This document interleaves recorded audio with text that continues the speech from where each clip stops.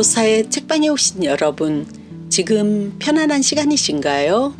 책 읽는 즐거움의 로사입니다. 밖에서 들리는 바람 소리는 한겨울처럼 느껴지는데요. 그럼에도 봄은 오겠지요. 오늘은 내 삶에서 챙겨야 할 소중한 것들을 위해 자박자박 걸으라고 하신 김홍신 작가님의 수필 3편을 소개해드리겠습니다. 3편의 수필을 요약하면요. 작가님은 봄바람에 실려온 토정 비결에서 자신의 역할이 참되기를 소원했던 어머니의 간곡한 기도가 지금의 귀한 오늘을 만들었다는 것이라 하셨고요. 불면증의 시대를 살면서에서는 가장 큰 위로는 아침에 눈을 뜨면 내가 살아있다는 사실이었다. 살아있으니 어떻게든 보람있게 살자는 다짐을 했다. 살아서 지옥을 한번 다녀오면 남은 인생이 아무리 고달파도 견딜 수 있을 것이다. 라고 했습니다. 20년 뒤를 기약하며에서는 먼 훗날을 기약하는 것은 그때까지 건강하게 잘 지내자는 약속이기도 하다. 10년, 20년 뒤에도 잘 살고 있는 나를 만나자고 자기 자신과 약속하자라고 하셨습니다. 자세한 내용 함께 감상해 볼까요? 그럼 낭독 시작하겠습니다.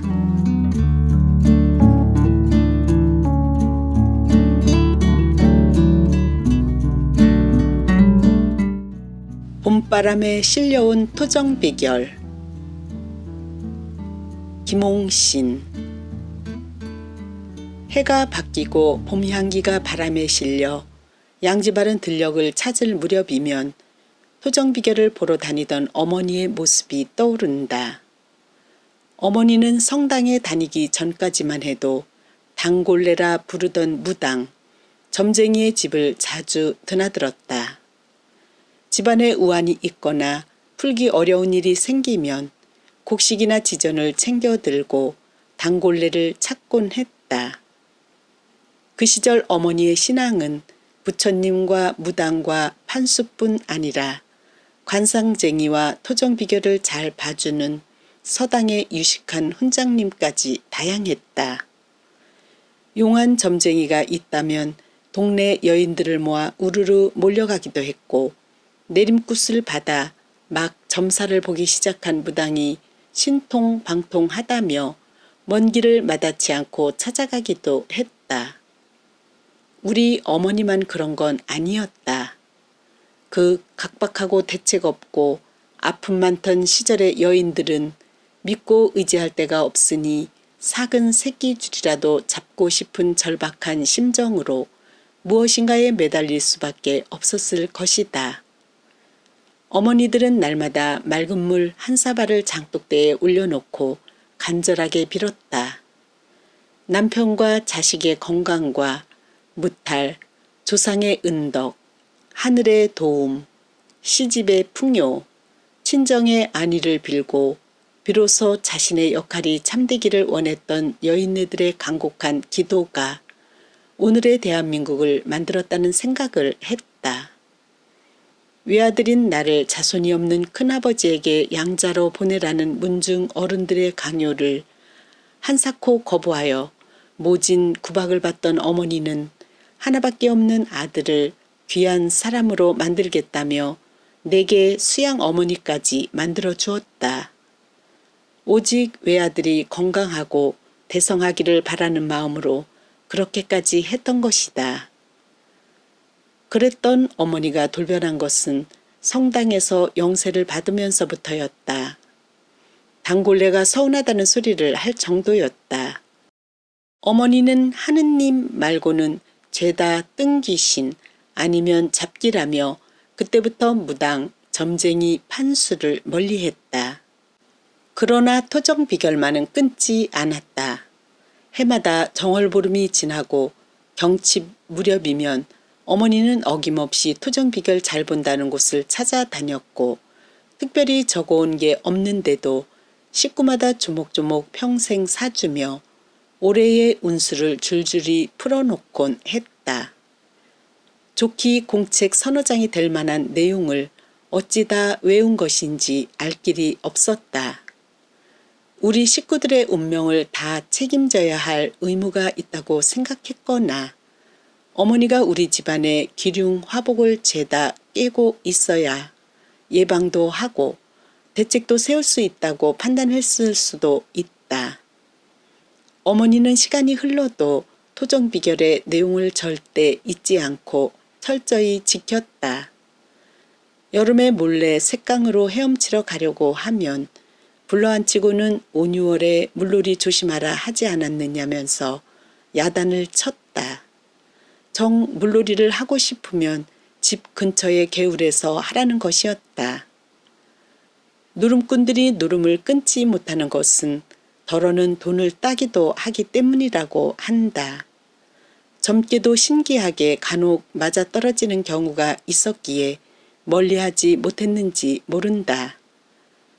성당의 하느님만으로는 어머니의 소망이나 근심, 걱정이 해결되지 않은 탓인지도 모른다. 성당에 다니기 전에 어머니는 부처님을 믿었는데 하느님으로 바꿀 때 그걸 개종이라고 생각하지는 않았다. 그러나 탁발하러 온 스님에게 우리는 성당에 다녀요 라고 말할 때는 목소리가 기어들어갔다. 그러면 스님은 두말 없이 합장하고 돌아갔다. 성당에 다니기 전에는 탁발하러 온 스님을 반기던 어머니의 바뀌어버린 묘한 표정, 미안하지만 어쩔 수 없다는 표정을 잊을 수가 없다. 그러던 어느 날 탁발하러 온 스님에게 어머니는 그날도 기어들어가는 목소리로 우린 성당 다녀요 라고 했다.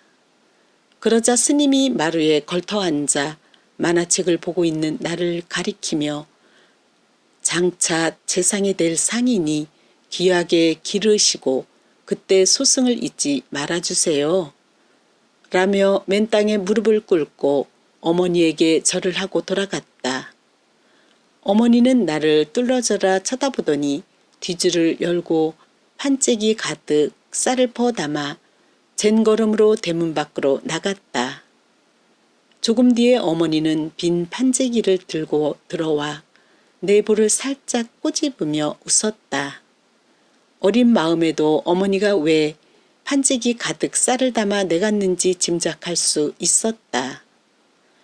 요즘 휴대전화나 이메일로 들어오는 토정 비결을 누름꾼의 심정으로 읽게 되는 이 호기심의 유전자가 어머니 때문일지 모른다는 생각을 하며 스스로 위안거리로 삼는다. 하늘에 계신 어머니가 아들이 자신을 닮아가는 걸 기뻐하실라나?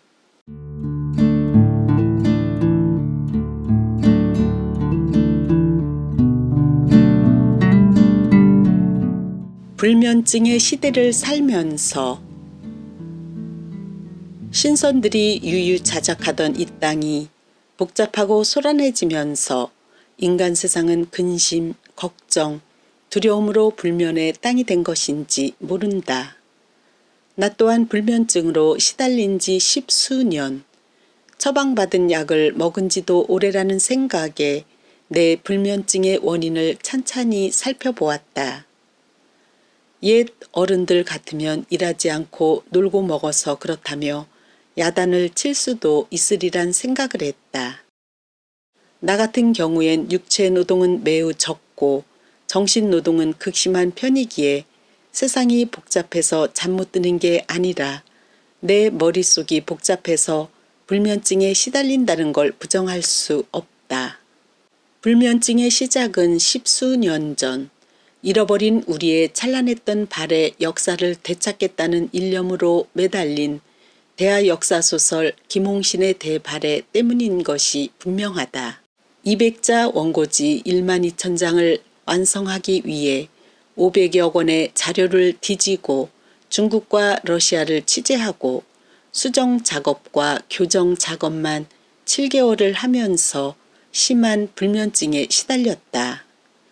수면제와 와인과 갖가지 민간요법을 동원했지만 좋아질 기미가 보이지 않았다. 글을 쓰다가 몽롱해져서 쓰러지기도 했고 몸져 눕기도 했다. 이렇게 힘들게 살면서 무슨 낙이 있겠나 싶어 막다른 생각에 빠질 때도 있었다.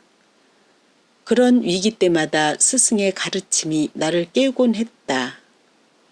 자신만큼 어려운 적은 없다는 가르침과 세상에 조금이라도 보탬이 되게 살라는 채찍과 남이 내 이름을 부르는 게 기쁨이 되게 살려면 고통을 동무 삼아야 가능하다는 위로를 되새기며 견뎠다. 가장 큰 위로는 아침에 눈을 뜨면 내가 살아있다는 사실이었다. 살아있으니 어떻게든 보람있게 살자는 다짐을 했다. 살아서 지옥을 한번 다녀오면 남은 인생이 아무리 고달파도 견뎌낼 거라는 절박한 자의였다.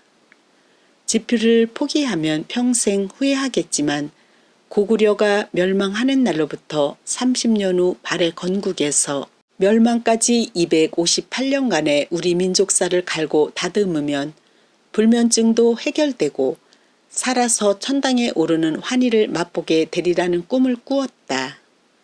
10권이나 되는 소설을 출간하고 조상의 웅원한 얼을 가슴에 새기며 내가 한국인으로 태어난 게 황홀하고 찬란하다는 기쁨을 맛보았다. 그러나 불면증은 지금까지도 해결하지 못했다. 인류가 지구의 주인 노릇을 하게 된 것은 모든 동식물 중에 진화를 가장 빨리 잘했기 때문이라고 한다. 물론 일상은 편리해졌고 다양해졌으나 행복으로의 진화, 고뇌에서 벗어나기 위한 진화, 자유로움의 진화, 마음의 평화로의 진화는 멈추었거나 후퇴했다는 생각을 지울 수 없다.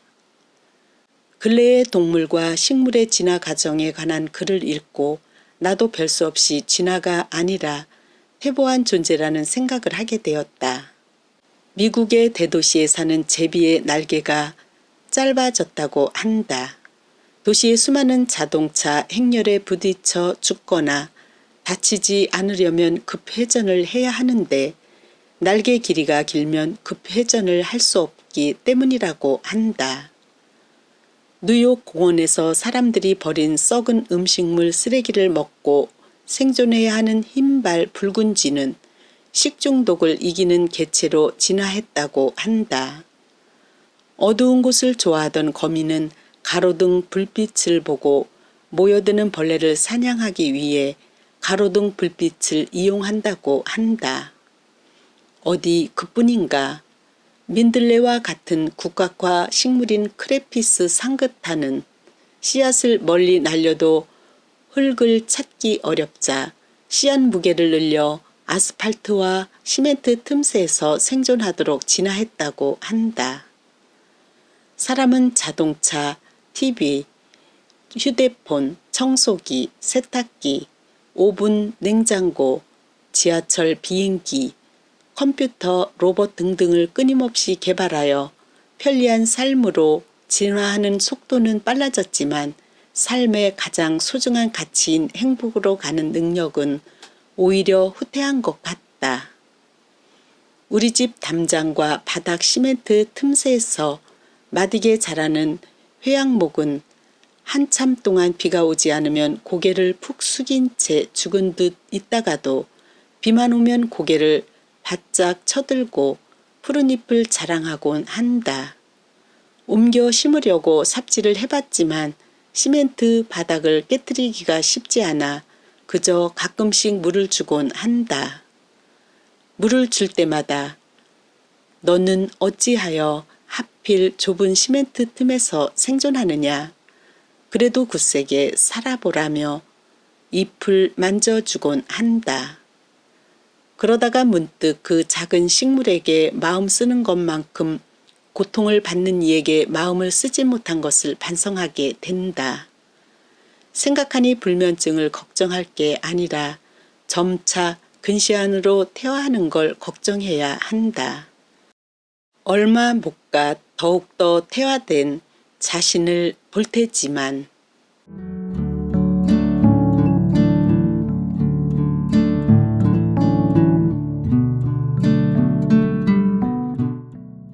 (20년) 뒤를 기약하며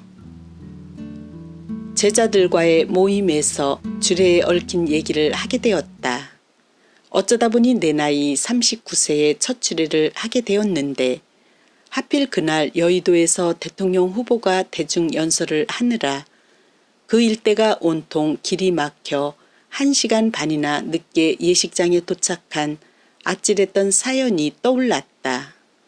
더러는 꼭 내 주례가 필요하다며 예식 날짜를 내 일정에 맞춰 변경하는 경우도 있었다. 요즘도 주례를 설 때는 신랑 신부를 위해 목욕 재개하고 기도한 뒤에 주례석에 오른다. 주례를 부탁한 날로부터 다쳐도 안 되고 병원에 입원해도 안 되기 때문에 몸조심, 마음조심을 하고 그대들은 나의 스승이니 내 스승처럼 살아달라고 당부한다. 그날도 제자들에게 그런저런 얘기를 했는데 예술 분야에서 뛰어난 재능으로 작품 활동을 하는 한 제자가 손을 들었다. 사랑하는 제 딸이 7살인데 27살에 결혼시킬 테니 주례를 서주십시오 라고 했다. 내가 20년 후에 주례를 할 수 있을까 생각하니 얼른 대답할 수 없었다. 옆에 있던 제자들이 서주세요, 서주세요 하고 합장을 했다. 화기애애한 분위기에 할 일 없이 고개를 끄덕였다. 속으로는 세월 가면 잊어버리겠지 하면서 박수가 쏟아지자 제자는 벌떡 일어나 새끼손가락을 내밀었다. 약속의 징표로 내민 손가락을 민망하게 할 수 없어 새끼손가락을 걸었다. 그 순간 머릿속을 스치는 것은 그 약속을 지키기 위해 20년 동안 억지로라도 건강하게 살려고 애쓰면 내 인생을 위해 좋을 거라는 생각이었다. 20년 뒤에 건강하고 탈없는 모습으로 주례석에 오를 수 있게 노력해서 약속을 지키는 사람이 되자고 마음먹었다.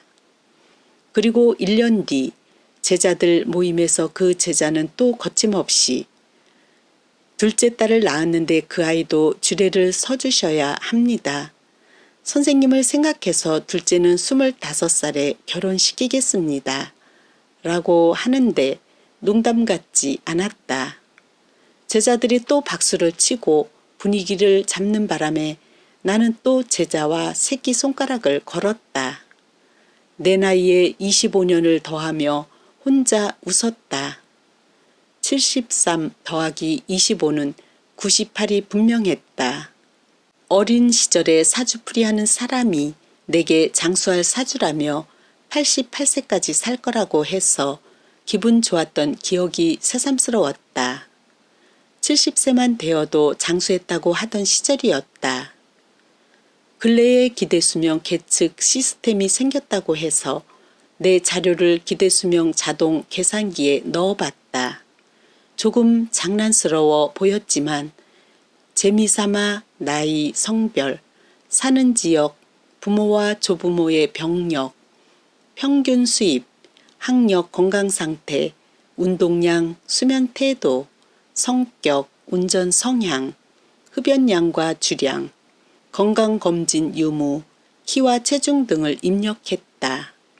미국의 보험회사에서 보편적으로 사용하는 기대 수명에 대한 통계적 의견이라는 단서가 붙었을 뿐 출처가 명확하지는 않았다. 호기심을 갖고 입력하여 기대 수명을 누르니 88세, 앞으로 15년, 남은 일수는 대략 5,475일이라고 했다. 한국 남성의 평균 수명보다는 더 산다지만 제자와 약속한 주례는 설 수 없는 게 아닌가. 자료를 조금 유리하게 입력한 것도 신경 쓰였다. 나는 머리 좋고 장난기 많은 제주꾼이 재미삼아 지어낸 것이니 믿지 말자고 스스로 위안을 삼았다. 친인척 어른이나 선배가 돌아가셨다는 기별을 받고 장례식장에 가면 평균 수명이 늘었다는 걸 실감하지만 후배들이 저승행차했다고 해서 장례식에 가면 은근히 내 남은 삶을 헤아리게 된다. 주변의 권고와 제자와의 약속을 떠올리며 10수년간 미뤘던 종합건강검진을 받았다. 건강검진에서 만약 큰 문제가 생기면 극복하기 어려울 것을 짐작하기에 미루고 미루기만 하고 있던 터였다. 결과가 나오기까지 며칠 동안 이런저런 걱정을 했다. 자잘한 문제는 있었지만 큰 걱정거리는 없다고 하는 순간 좀 더 건강관리를 잘하자는 다짐을 했다.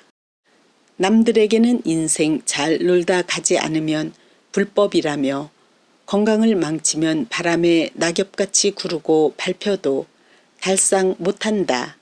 살아있어도 괴롭고 후회투성이가 된다고 했는데 내가 큰 병을 얻으면 무슨 염치가 있겠나 싶었다.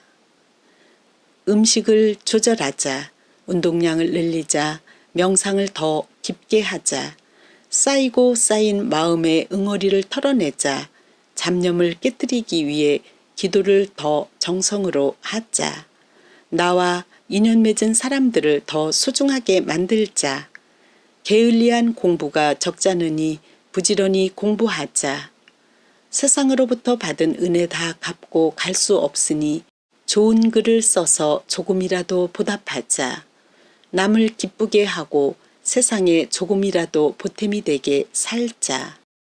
그런데 불과 얼마 지나지 않아 살던 대로 사는 나를 발견하게 되었다.